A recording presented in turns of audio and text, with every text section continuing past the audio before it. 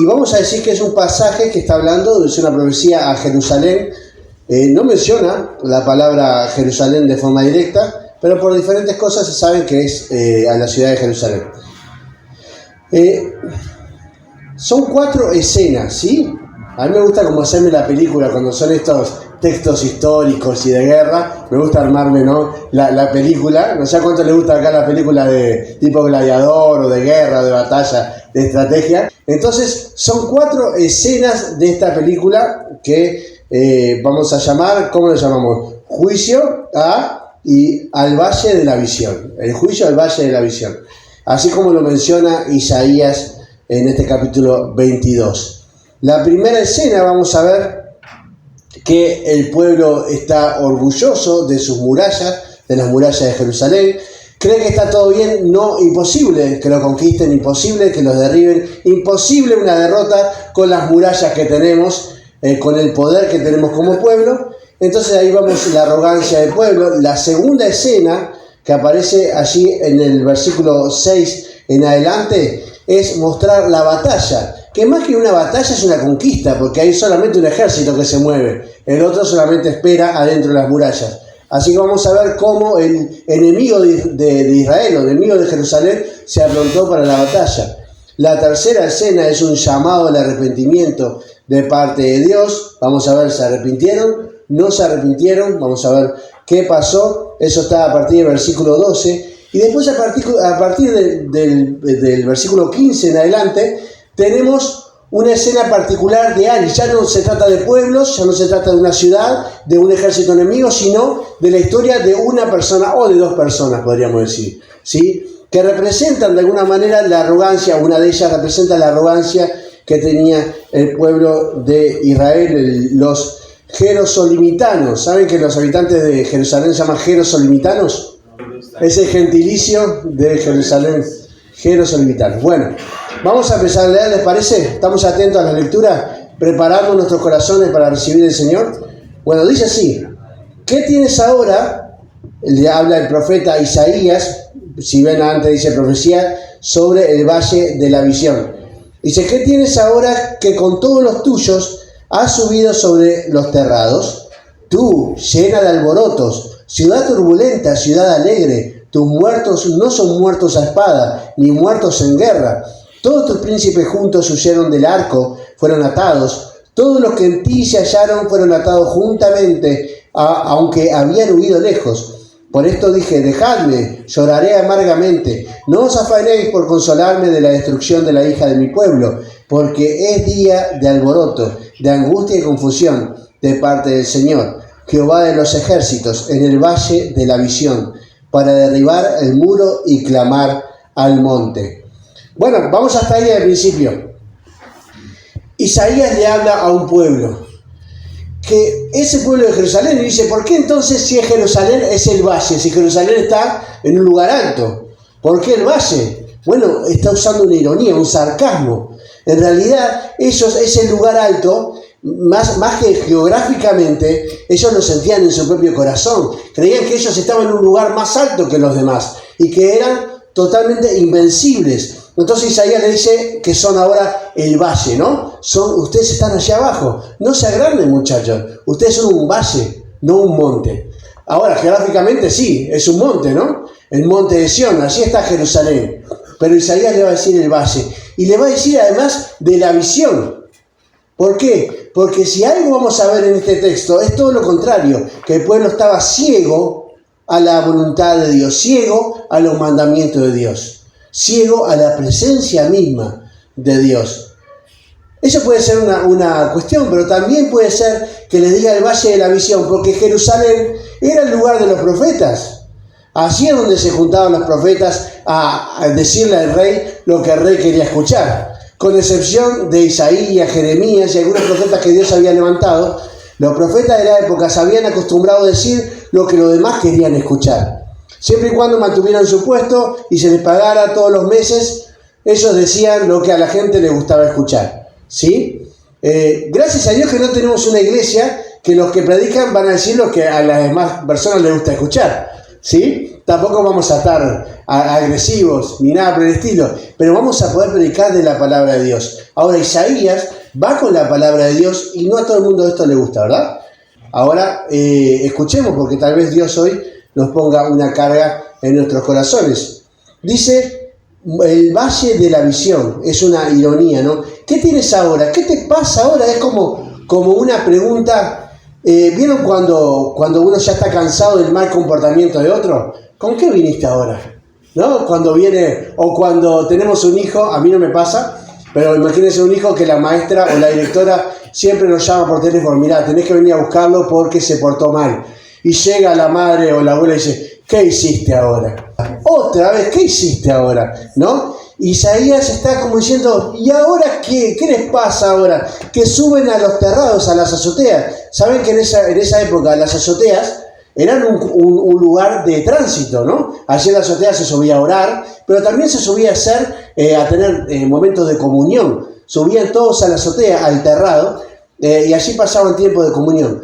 Ahora, ¿por qué ellos suben a la azotea? Bueno, suben a la azotea porque hay un enemigo que se está acercando. Y suben a la azotea para ver al enemigo que se acerca y reírse un rato. Mirá, ahí vienen. Además, fíjense el orgullo que tenían, que si uno se acerca un ejército y dentro del ejército hay una cantidad de flecheros, ¿ustedes subirían a la azotea a exponerse? ¿Verdad que no da? No. Bueno, ellos se subieron a la azotea y festejaban, había un gran alboroto, pero este alboroto tiene que ver con una fiesta, con un gozo, una alegría de donde hay vino, donde hay comida, donde todos festejaban. Este es el alboroto que tenían dentro de las murallas de Jerusalén cuando veían al enemigo venir. Isaías le dice, pero ¿qué tienen ahora? ¿Qué les pasa? Que con todos los tuyos, es decir, todos, han subido sobre los terrados. Tú llena de alborotos, un tumulto, un ruido, alboroto de ruido, tumulto. Pero además le dice ciudad turbulenta, ciudad alegre. Es decir, fíjense que es una ciudad que hay mucho ruido, mucho alboroto, que parece que hay alegría, pero esta palabra que usa justamente en el hebreo es una alegría superficial, no es algo profundo, un gozo profundo por sentirse bien, como uno está transitando la vida de la mano del Señor. Es una alegría que es transitoria, es una alegría superficial. Y le dice, se ven muy alegres, hay mucho ruido acá adentro, parece que hay una fiesta, y suben todos a los terrados a ver cómo viene el ejército enemigo a destruirlos. Tus muertos no son muertos a espada ni muertos en guerra. ¿Y saben qué le está diciendo Isaías? Miren, ustedes no tienen ni un muerto todavía, pero verdaderamente está lleno de muertos acá. Lo único que no son muertos a espada, no son muertos por la guerra. Ustedes tienen el alma muerta. Son zombies caminando. No crean que no están muertos. Sus muertos no son muertos a espada. No son muertos porque alguien los ha asesinado. Y eso es lo peor. Pensar que uno está más vivo que nunca cuando su alma está muerta. ¿Cuántos zombies tenemos en este mundo que andan de esa manera? Pensando que están más vivos que nunca, que no pueden ser destruidos jamás, que no hay nada que los venza. Pero en realidad son zombies andantes. Han perdido la conexión con el centro de la vida, que es Dios. Han perdido esa conexión. Isaías le dice, no son muertos a espada ni muertos en guerra. Todos tus príncipes juntos huyeron del arco. Después los líderes del pueblo los dejaron tirados. Al principio decían, bueno, vamos a hacer fiestas, somos invencibles, pero cuando la cosa se puso complicada, los líderes se fueron, escaparon. Vemos ahí en la historia de Sedequías, ese rey donde después que ataca a Nabucodonosor, se lleva exiliado todo el pueblo. Sedequías quiere escapar, se escapa por un túnel donde trataban la piedra allí, y sale por allá cerca de Jericó y lo atrapan. Y saben lo que les pasó, ¿no? A Sedequías, primero le mataron a sus hijos. Y después le quitaron los ojos. Y después lo llevaron preso.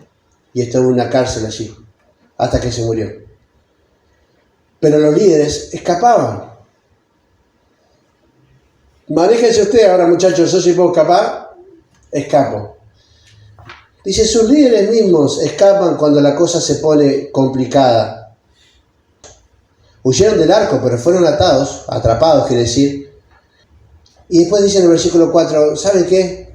Déjenme que yo voy a llorar amargamente por la destrucción de este pueblo.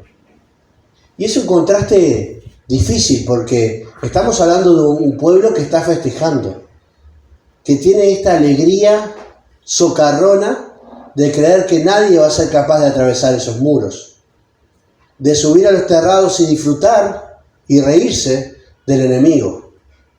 Isaías, que tenía las cosas bien claras y sabía que esto tenía que ver con el juicio de Dios, dijo, dejen que yo voy a llorar solo, ni traten de consolarme. ¿Qué consolación podemos esperar de estas personas? Que nos digan, Isaías, no seas exagerado, no pasa nada, mirá la muralla que tenemos. Esto lo hizo Salomón, ¿no? Esto está bien hecho. Dale, Isaías, tomate un vinito, vení, bailemos un ratito. Dale, disfruta un poco la noche. Ese era el consuelo que podía recibir, porque estaban totalmente desconectados de la voluntad de Dios. Y dije, déjenme, no me consuelen, déjenme que yo voy a llorar tranquilo. ¿Por qué lloraba Isaías? Por la destrucción que se avecinaba en poco tiempo hacia el pueblo. Ese ejército que venía, ese ejército del cual se burlaban, era el ejército que iba a terminar acabando con Jerusalén. Así está, y le dice, no quieran consolarme. Dice, déjenme que llore amargamente, no se preocupen por consolarme de la destrucción de la hija de mi pueblo, de la destrucción de toda la ciudad de Jerusalén, porque es día de alboroto. Ahora, Isaías podría haber dicho, es día de alboroto, es día de fiesta, ¿no? Pero el alboroto al que se refiere Isaías es el alboroto de la destrucción. ¿Cuántos de nosotros nos gusta salir en la Navidad o en Año Nuevo a ver los fuegos artificiales? Todos, ¿verdad? Ahora, ¿saben que algunas veces un ataque de una nación a otra puede parecer una cantidad de fuegos artificiales en el cielo, cuando en realidad son misiles? ¿Alguna vez vieron una lluvia de misiles? Por televisión, obviamente, si lo vieron acá, ya no estarían acá. Pero, ¿alguna vez vieron por televisión alguna lluvia de misiles? ¿No parecen fuegos artificiales? ¿Vieron que no es lo mismo el alboroto de la fiesta que el alboroto de la guerra? Qué parecidos que son, ¿eh? Podemos salir a festejar de las luces de la Navidad del Año Nuevo, pero podemos escondernos de las luces de la guerra. Sin embargo, son tan parecidas. Cuando explotan, ¿vieron las explosiones de los fuegos artificiales? Son muy parecidos a las bombas en la guerra. Por eso una persona que pasó por una guerra real no soporta una noche de fuegos artificiales, porque cada explosión es un recuerdo de todas las bombas que ha escuchado. Y qué parecido, ¿verdad? Ahora, la palabra que usa alboroto, ya lo había usado al principio para decir que estaban festejando, pero ahora el alboroto era el alboroto de la desesperación, del griterío, de correr para todos lados desesperados para guardar su vida. Se viene el alboroto, el verdadero, el día del alboroto, de angustia y de confusión de parte del Señor.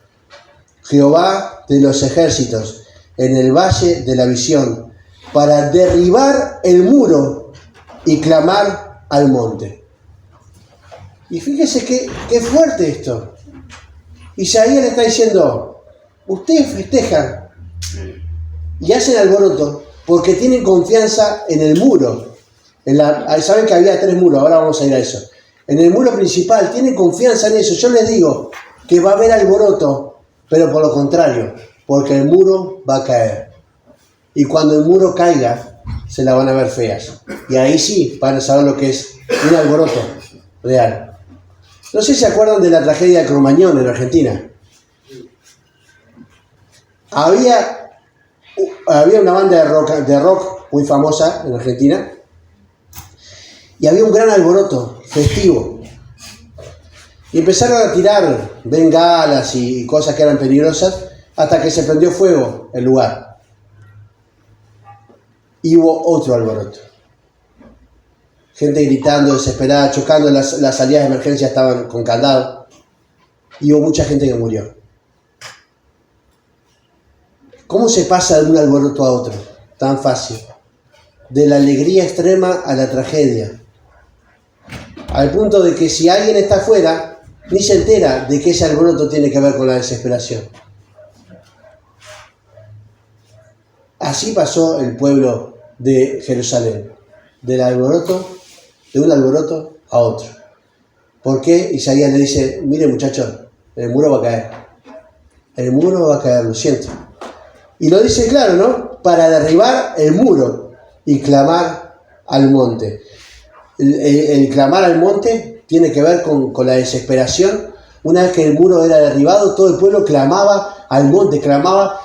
¿Saben que clamar al monte no es clamar al monte, sino clamar hacia el monte, ¿no? Hacia ese lugar alto. Rodeados había por lo menos 3 murallas, entonces siempre estaban rodeados de una muralla. La única forma de clamar era mirar hacia el cielo. Y yo me pregunto, ¿cómo a veces Dios nos hace clamar levantando nuestra cabeza al cielo, no? Piensa en aquel que se está ahogando. Para el costado no puede clamar. Para abajo no es buena idea. Para clama hacia el cielo, hacia donde está, donde sabemos, o por lo menos identificamos como la morada de Dios. Clama hacia el cielo. Y cuando estaba el pueblo de Jerusalén, su clamor era hacia el cielo. Ahora hay desesperación. Clamaban hacia los montes, hacia los lugares altos. Y se escuchaban los gritos de desesperación de todos lados. Hasta acá tenemos lo que es la primera escena. La primera escena. Es el pueblo festejando con un gran alboroto, una gran fiesta, pero de un momento a otro pasa a la angustia total, a la desesperación. No sé cuántos de ustedes han tenido, no les pregunto para que me contesten, pero cuántos hemos tenido alguna vida donde salíamos mucho en la noche y teníamos noches largas de desenfreno y demás, y el Señor cambió nuestras vidas. Pero hay algo que queda muy grabado, que es la mañana después de esa noche. Después del ruido y el alboroto y de las luces y de las borracheras y de todo lo superficial, nos encontramos solos en una mañana triste de silencio, donde nos preguntamos ¿para qué tanto? ¿Para qué todo eso? Siempre hay un contraste en el alboroto. En este caso pasaron del alboroto a otro alboroto, al alboroto de la desesperación. Esa es la primera escena. Se baja el telón, o viene la publicidad, o como quieran, cambio de cámara, y aparece otra escena. Ahora viene el ejército enemigo. Y vamos a ver quiénes eran entonces. Dice en el versículo 6, Elam tomó la aljaba con carros y con jinetes, y Kirk sacó el escudo. Tus hermosos valles se llenaron de carros, y los jinetes acamparon junto a la puerta. Cayeron las defensas de Judá, y en aquel día miraste hacia la casa de armas del bosque. Viste las brechas de la ciudad de David que se multiplicaron, y recogiste las aguas del estanque de abajo. Contasteis entonces las casas de Jerusalén, y derribaste casas para fortificar el muro. Hiciste foso, o una mejor traducción, porque esta palabra foso no está bien traducida, hiciste un estanque o una cisterna entre los dos muros para las aguas del estanque viejo, pero no tuviste respeto al que lo hizo, ni miraste al que desde antiguo lo había planeado. Entonces vemos que hay un gran ejército que se acerca, habla de lo de Elam, que eran muy buenos con la aljaba, es donde se guardan las flechas, ¿no? O el carcá, también se puede decir. Ellos se guardaban las flechas, eran arqueros y buenos arqueros. ¿Sí? Este es el ejército asirio, pero el ejército asirio tenía muchos pueblos que daban tributo. Y esos pueblos daban tributo, pero cuando el ejército asirio les exigía que dieran de parte de su ejército, tenían que darlo, sí o sí. Y Elam eran buenos tirando flechas. Eran muy buenos tirando flechas. Así que Elam se queda lejos para empezar a tirar flechas a... Vieron que comúnmente las murallas no tienen techo, ¿no? Así que tirar flechas es lo mejor que uno puede hacer. Imagínense, de repente estaban muy confiados y empiezan a llover flechas. Ya empezó a morir gente y empiezan a ir los de Elam, flecha y flecha y flecha y flecha. Después están los de Kir, que eran buenos como jinetes. Tenían unos grandes carros de caballo y eran buenos jinetes. Así que ellos también llegaron hasta la puerta. Ahora, cuando Isaías está contando esto, el muro principal ya cayó. Dice, pero si el muro principal cayó, son todas boletas. No, porque las murallas tenían por lo menos 3 murallas. Estaba lo que era la muralla principal, ¿no? Que era la más difícil de derribar. Tenía una fosa, es decir, un agujero en el suelo bastante ancha. A veces tenía agua, a veces no. Eso se hacía para evitar que los arietes, ¿sabes lo que son los arietes? O ariete. Esos troncos que vienen y le pegan a los muros para derribarlos. Bien ahí, algunas películas lo muestran. Entonces, ¿qué hacían? Esa fosa para que no se pudieran sacar los carros. Pero además ponían un terraplén, ¿sí? O ¿saben que terraplén se llama del lado de adentro? Hacían como si fuera un tobogán de escombro, de piedra y todo, del lado de adentro del muro, para fortalecer el muro por si lo querían tirar. Y del lado de afuera era como un terraplén que se llama glacis, ¿no? Que era lo mismo y se hacía para que no pudieran romper los cimientos, porque fíjense, era como un tobogán y el muro estaba después del glacis. Si llegara al muro era imposible, a no ser que seas Spider-Man, no llegabas al muro. Y además, para llegar a la puerta había un puente, ¿no? Que pasaba por arriba, un puente comúnmente que era de madera. ¿Y qué se hacía? Cuando el ejército enemigo venía y era peligroso, se prendía fuego el puente. Entonces, ¿cómo llegás al otro lado? Manejate. ¿Sí? Ahora este ejército es Asiria, no es el ejército uruguayo, es el ejército de Asiria. Tenían experiencia de poder conquistar y empezaron con las flechas y los jinetes de alguna manera, o el ejército de alguna manera que no cuenta la Biblia, derribó el muro principal. Adentro del muro principal, eso es lo que se llama la primera línea de defensa, el muro principal. Después viene la segunda línea de defensa. La segunda línea de defensa es la muralla de la ciudad de David. Se llama así, muralla de la ciudad de David. Se pusieron todos dentro de la muralla de la ciudad de David. Los jinetes acamparon entre el muro principal y la muralla de David. Que no pensemos que son 6 metros, ¿no? Es una ciudad. Y la muralla de David queda lejos. Entonces tenían todo un campamento para acampar allí antes de pasar la segunda defensa del ejército de Jerusalén. Estaban todos encerrados allí. ¿Qué tenían dentro de la muralla de David? Tenían el agua, tenían el estanque de Siloé. Había un canal que pasaba desde un río, esto lo había hecho el rey Ezequías, y alimentaba ese tanque de Siloé. Pero el ejército se metió, está adentro de la ciudad. Ya esto de que no van a poder pasar, ya se acabó. Ahora están tratando de sobrevivir. Adentro de la muralla de la ciudad de David. Y adentro de la muralla de la ciudad de David hay otra muralla más que se llama la muralla de Ofel.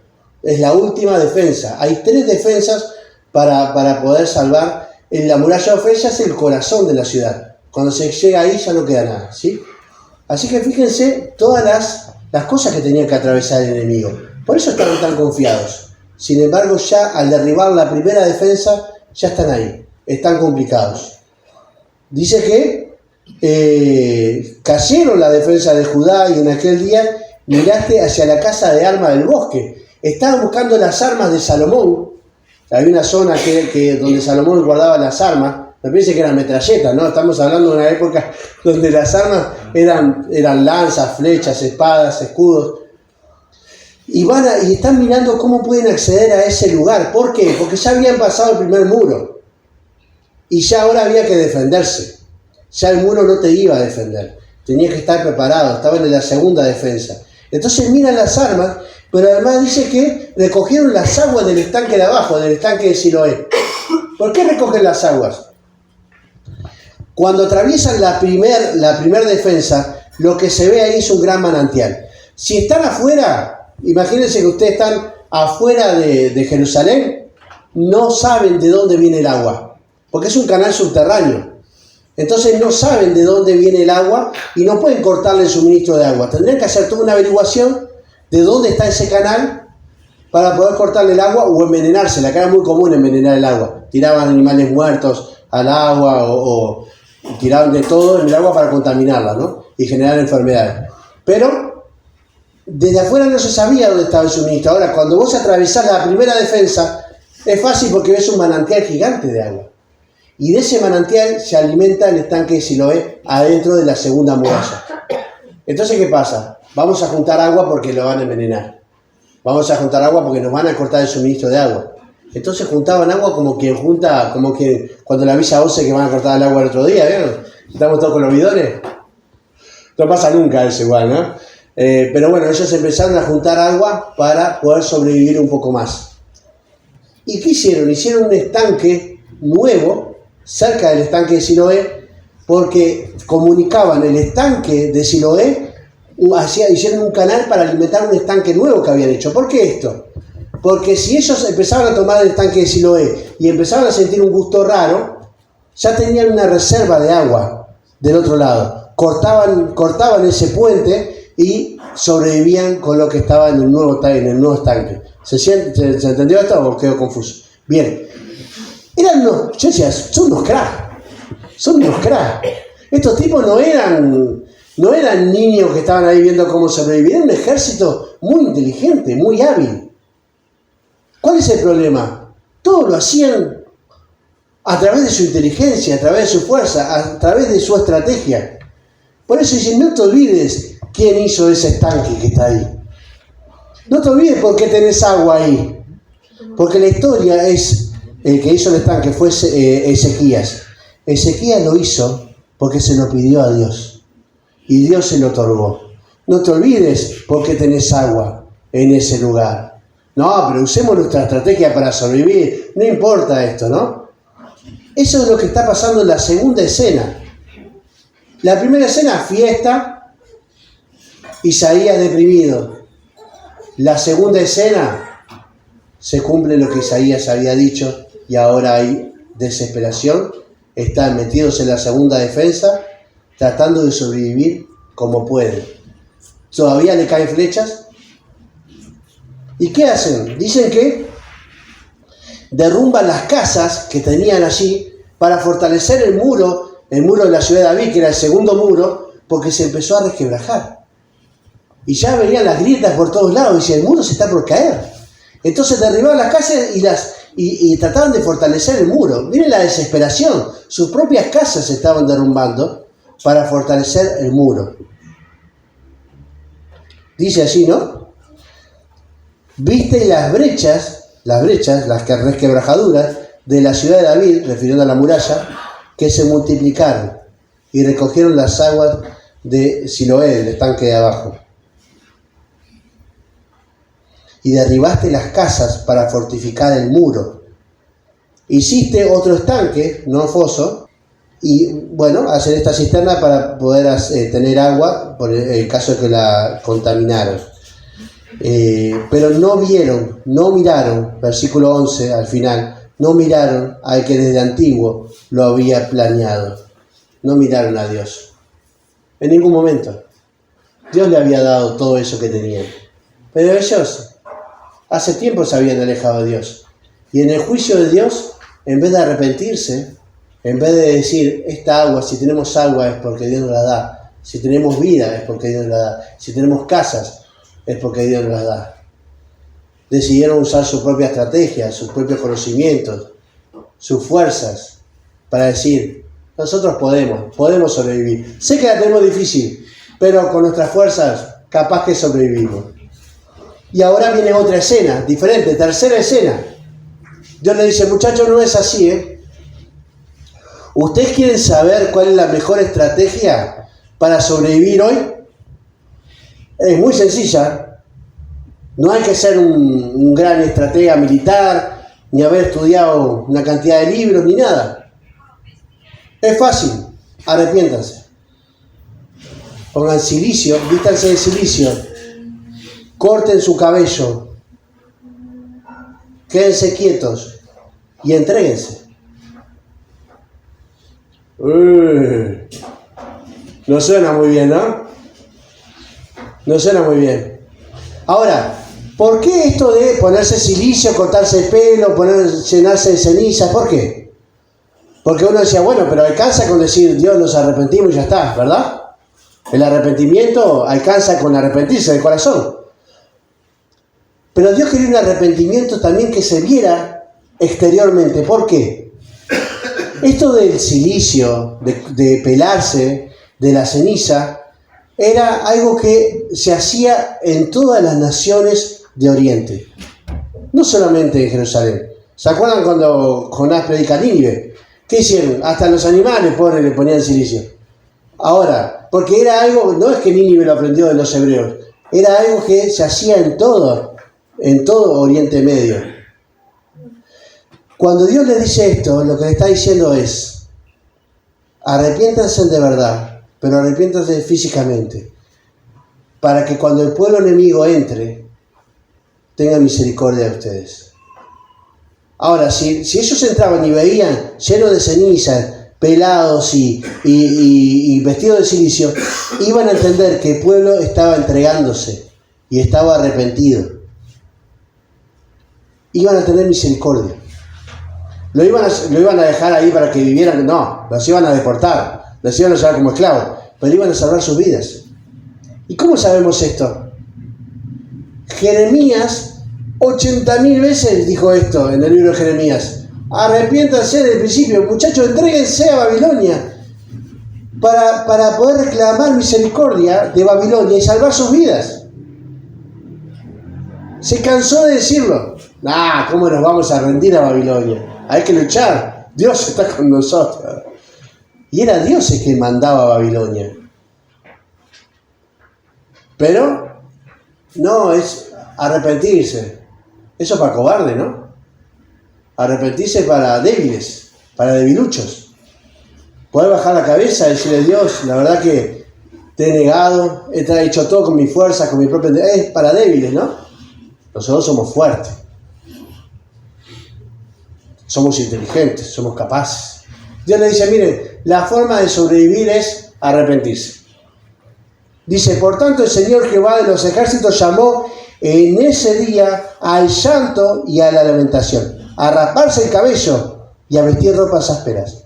Mas hubo gozo y alegría, matando vacas y degollando ovejas. Es decir, ¿nos mandaste a arrepentirnos así? Vamos a tomar unos vinos, vamos a festejar, poner música, subir al mango. ¿Qué te gusta? ¿El cuarteto? Poneme un cuarteto que vamos a festejar acá, mientras que el ejército está a punto de derribar el muro. Dice, muchachos, vamos a morir bien. Si vamos a morir bien. Mirá si vamos a morir arrepentidos ahí. O capaz que hasta tienen misericordia de nosotros. Pero ¿cómo quedamos? Quedamos re pegados. Mirá, este es el que entró y estaba todo vestido de silicio. Ya. No, vamos a morir ahí. Como valiente. Así que comamos y bebamos que mañana moriremos. Y qué optimista, mañana dijeron. Todavía pensaban de que les quedaban algunas horas, ¿no? Tal vez, a no ser que justo eran las 12 de la noche y 12:01 de la mañana. Pero estaban a punto de entrar. Comamos y bebamos, que mañana moriremos. Fíjense que dice, en vez de arrepentimiento, hubo gozo y alegría, matando vacas y degollando ovejas, comiendo carne, bebiendo vino y diciendo, comamos y bebamos, porque mañana moriremos. Esto fue revelado a mis oídos de parte de Jehová de los ejércitos. Este pecado no va a ser perdonado hasta que mueran, dice el Señor Jehová de los ejércitos. ¿Y qué es lo que está diciendo con esto? Dice, Dios, no perdonar los pecados. ¿Cómo es esto? Se supone que Dios perdona todos los pecados. Le está diciendo, miren, les di la oportunidad de arrepentimiento. ¿Cuál es el único pecado que no puede ser perdonado? El pecado que no puede ser perdonado es rechazar el arrepentimiento. Ese es el pecado que no puede ser perdonado. Si yo rechazo el arrepentimiento, ¿cómo tengo el perdón? ¿Qué es la blasfemia contra el Espíritu Santo? Si yo niego al único que puede llevarme a Dios, no hay salvación. ¿Estamos de acuerdo? Si yo quiero tener salvación, pero no creo en Cristo, ¿hay salvación? Bueno, parece una bobada, ¿no? Parece 2 más 2. Pero es así. Dios los llamó al arrepentimiento. Ellos rechazaron el arrepentimiento. ¿Y cómo Dios perdona el rechazar el arrepentimiento? No se puede. Entonces, este pecado no va a ser perdonado. Además, toda esa generación iba a ser deportada. Los que vivieran, saben que Asiria, una vez que entra, porque hay dos ataques, ¿no? Tenemos el ataque con Ezequías, que es Asiria, y se llevan más o menos 200.000 personas, no solamente de la ciudad de Jerusalén, sino de otros pueblos de hebreos, 200.000 personas. Pero después, más adelante, un siglo después, 100 años después, tenemos el ataque de Babilonia, Nabucodonosor, y ese es mucho más grave aún, ¿no? Porque ahí destruyen directamente hasta el templo, el cual es quemado. Pero entonces Isaías, las profecías a veces tienen una doble o hasta a veces un triple cumplimiento, ¿no? Llega a un punto de la historia, al punto actual de la historia, a un punto un poco más cercano y a otro más lejano aún. Hasta a veces hasta hablar del final de los tiempos, ¿no? En este caso tenemos partes que tienen que ver con la caída de Sedequías, que era el rey que estaba cuando atacó Nabucodonosor, y partes que tienen que ver con Ezequías, que era el rey que estaba en la época de Isaías en ese momento. ¿Sí? Esto porque a veces nos podemos confundir. Pero Dios llama al arrepentimiento y ellos dicen, mejor es hacer fiesta, comer, beber, pasarla bien y morir tranquilo. Comamos y bebamos, que mañana moriremos. Este es el famoso carpe diem, ¿no? Vamos arriba, pasémosla bien. Después nos preocupamos por las consecuencias. Lo importante es disfrutar la vida. ¿No? Disfrutar, no te amargues. Nos están por matar, el mundo se está por caer, vienen con todo, nos liquidan a todos. Pero que nos encuentren felices, ¿no? Y nos maten a todos. Ahora, última escena. Va hacia un personaje individual que se llama Sebna. ¿Saben quién era Sebna? Un tesorero que, aparte de robar sus cosas y de vivir muy bien como tesorero, se supone que era el mayordomo. Es decir, que el que atendía las pertenencias del rey, que cuidaba las pertenencias del rey. Y entre las pertenencias del rey, ¿qué está? Lo que se llama en la Biblia la casa de David. La descendencia, el cuidado de la descendencia de David. ¿Sí? Tenía que cuidar. Es decir, habían cosas que tenían que ver con el legado de David, con esa descendencia, de la cual vendría el Mesías, no era una pavada. Y ese era el lugar que tenía el mayordomo allí. Pero, ¿qué hizo él? ¿Qué hace un mayordomo? Sirve a su amo, ¿verdad? Bueno, él quería ser enterrado junto con los reyes, con la familia real. Se había hecho así un monumento, también una tumba para él, pero en un lugar de privilegio donde allí iban los reyes. Y este era el síntoma de todo el pueblo, la soberbia, la arrogancia, el creer que eran más que otros. Entonces dice, bueno, anda a hablar con este Sebna. Algunos piensan que la acción de Sebna se da en el mismo acto donde están por derribar la muralla de David. Es decir, no es una historia aparte, alejada, independiente, sino se da en ese momento donde piensan de que Sebna, en vez de ir a comer y beber para morir, se va a preocupar por su propia tumba, que esté terminada, por el lugar de los reyes. Y dice, bueno, mira, anda a hablar con este hombre, con Sebna, el mayordomo, y dile, ¿qué tienes tú aquí o a quién tienes aquí que labraste aquí un sepulcro para ti? Como que el lugar alto labra su sepultura, o el que esculpe para sí una morada en la roca. He aquí que Jehová te transportará en duro cautiverio, y de cierto te cubrirá el rostro. ¿Sabe que cubrir el rostro era un símbolo de humillación?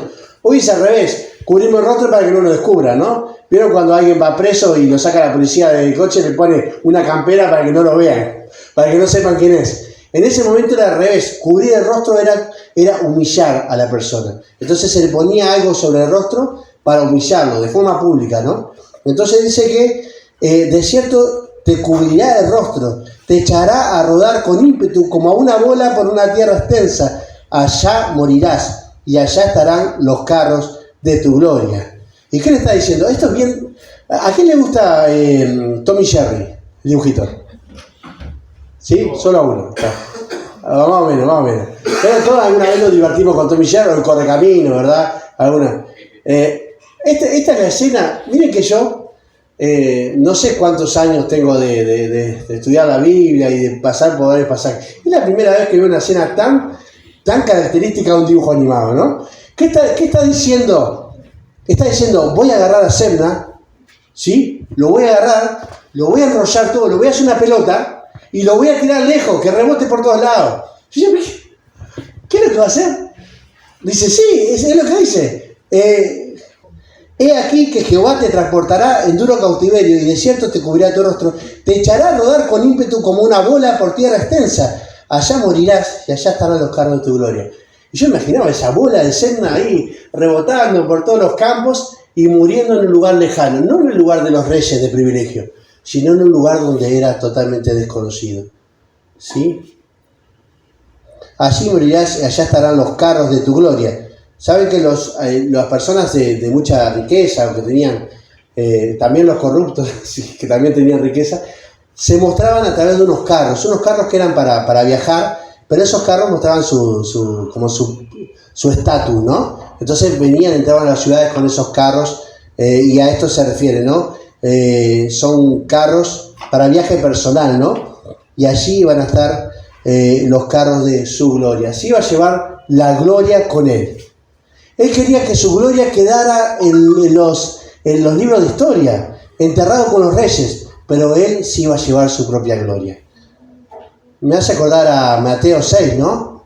Cuando le dicen a los fariseos que ayunaban y que decían que ayunaban y se pintaban sus rostros, o que oraban en las calles mostrándose, le dicen, ya tienen su recompensa. Ellos ya tienen su recompensa. ¿Y cuál era la recompensa? La adulación de la gente, los aplausos. Y ellos buscaban eso, que la gente dijera, ¡uy, qué hombre espiritual! Esa es su recompensa, que se la lleven. Esa es la recompensa de los fariseos. Del cielo nada. De los hombres ya tenían su recompensa. Esto es lo mismo, que se lleve con él su gloria.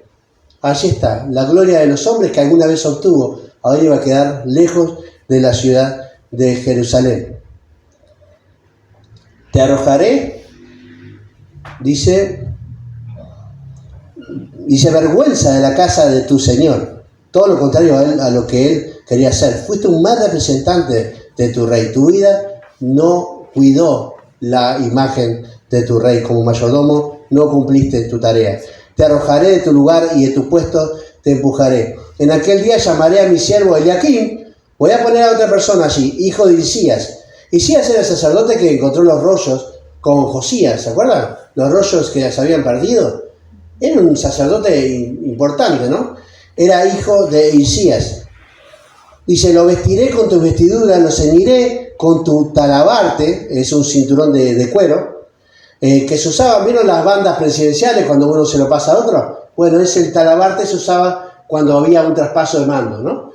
Entonces dice que lo ceñiré con tu talabarte y entregaré en sus manos tu autoridad y él será un padre para el morador de Jerusalén y para la casa de Judá y pondré las llaves de la casa de David sobre su hombro. Él abrirá y nadie cerrará, cerrará y nadie abrirá. Lo hincaré como un clavo, como una estaca, dice algunas traducciones, en lugar firme y será motivo de honra para la casa de su padre. Todo lo contrario a Semna, va a ser motivo de honra no solamente para el rey, sino para su propia familia, para su padre, que era el sacerdote. Colgarán de él toda la honra de la casa de su padre, los hijos y los nietos, todos los vasos menores, de las tazas hasta toda clase de jarros. Saben que había unas estacas que se ponían como unos clavos grandes, donde allí se colgaban las cosas de valor para la familia, ¿no? Y dice que en ese lugar colgará su propia familia. Que acá la familia está comparada casi con un bazar, ¿no? Tazas, vasos, es un bazar que tiene ahí, pero representando toda su descendencia. Dice, aquel día Jehová de los ejércitos, el clavo, acá vuelve a hablar. ¿Saben que esto hay que tener cuidado? Porque a veces el último versículo no habla de Eliaquim, habla de Semna de vuelta. Isaías usa mucho lo que se llama el inclusio. El inclusio es como un anillo. Termina hablando de lo cual empezó a hablar, ¿sí? En este caso, termina hablando de cuál empezó a hablar en el versículo 15, que es Semna. Entonces empieza con Semna, dice que Semna va a ser cambiado por Eliaquim y termina hablando de Semna. Ahora, para que Eliaquim sea una estaca firme, como había dicho, hay que sacar la otra estaca, que es Semna. Por eso dice el último versículo: aquel día, dice Jehová de los ejércitos, el clavo hincado en lugar firme será quitado. Está hablando de Semna.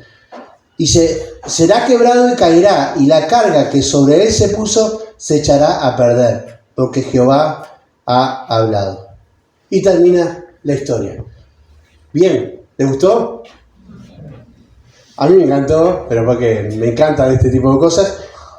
¿Pero qué nos enseña? ¿Cuánto es nuestro grado de dependencia con Dios?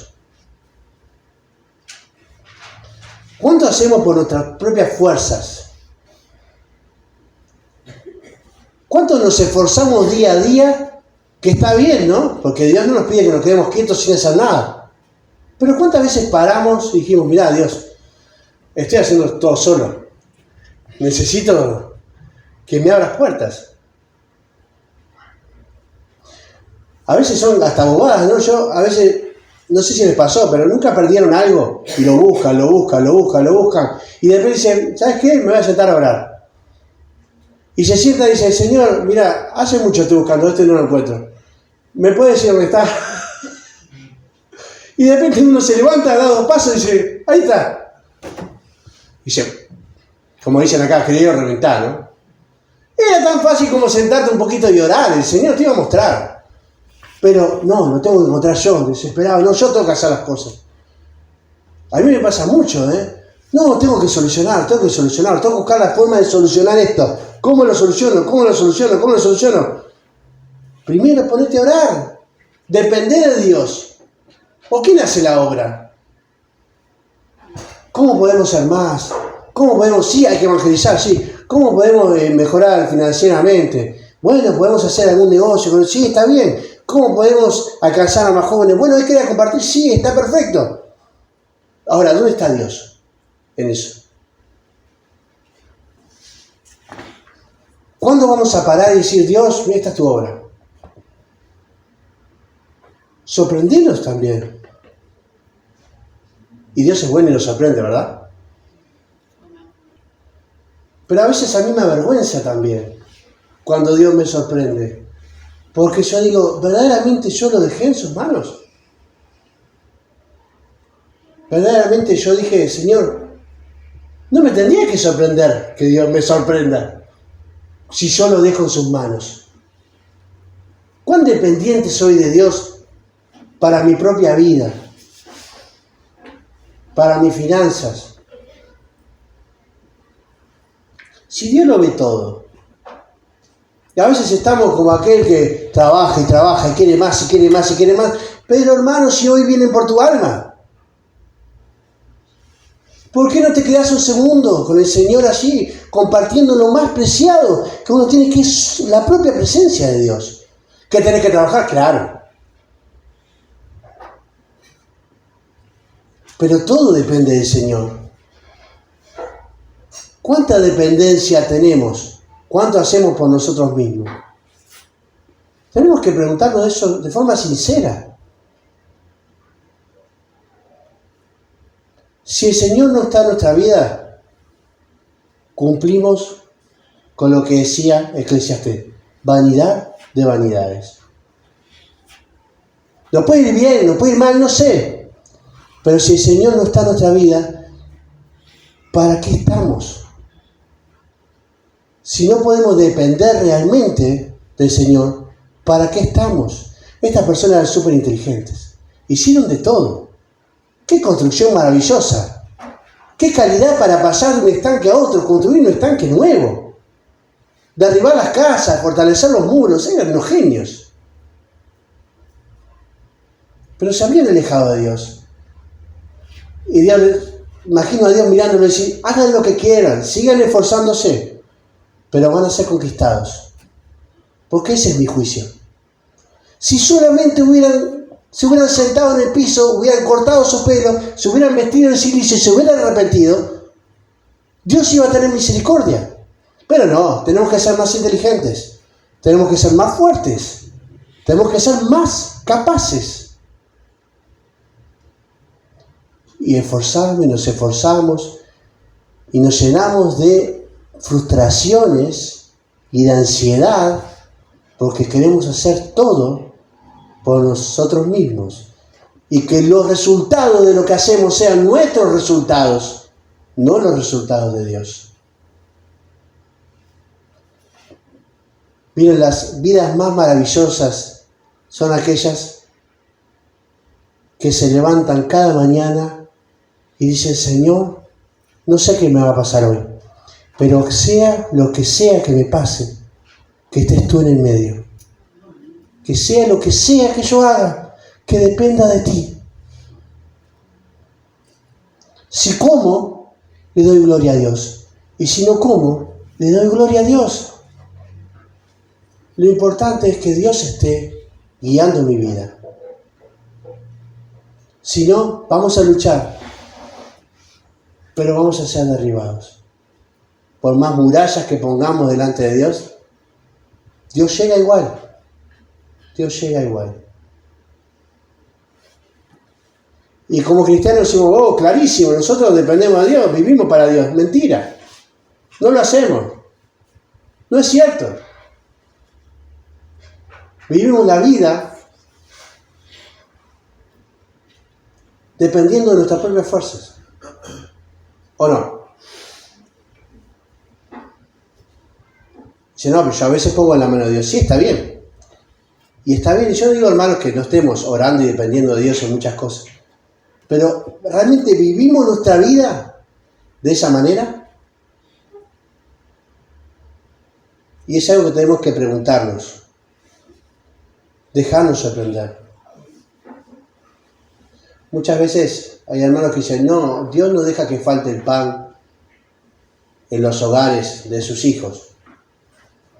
Obviamente eso no es un llamado a quedarse vagueando en la casa para que venga un panadero, te golpee y diga: esto es de parte de Dios. Pero esa misma persona después entra en un grado de ansiedad tremenda por no sentirse sustentadores. Estoy hablando de alguien que está buscando trabajo, que se esfuerza, no alguien que está vagueando, ¿no? ¿Y quién es el que sustenta? El Señor. Dejemos que Él sustente.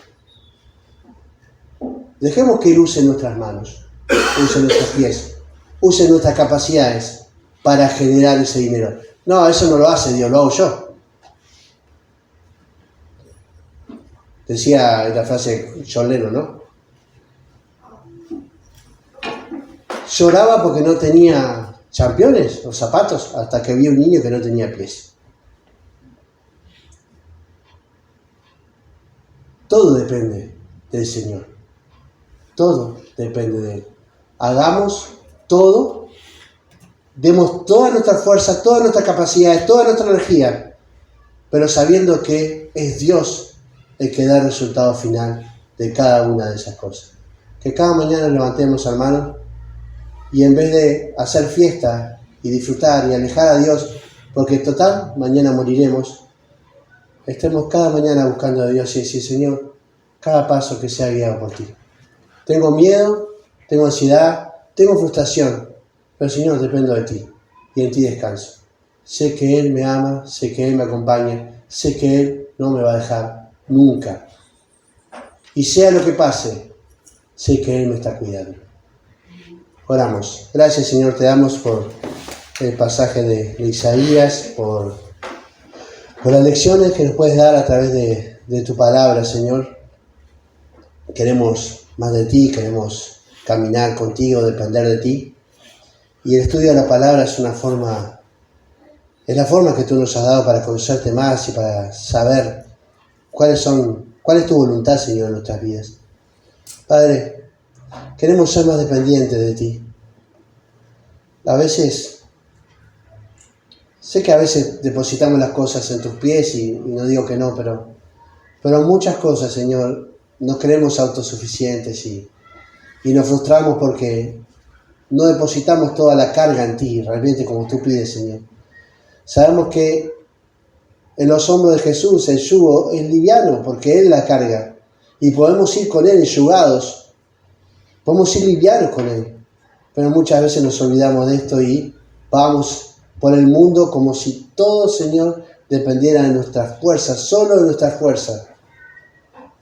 Sacándote a ti de nuestro plan, sacándote a ti del mapa.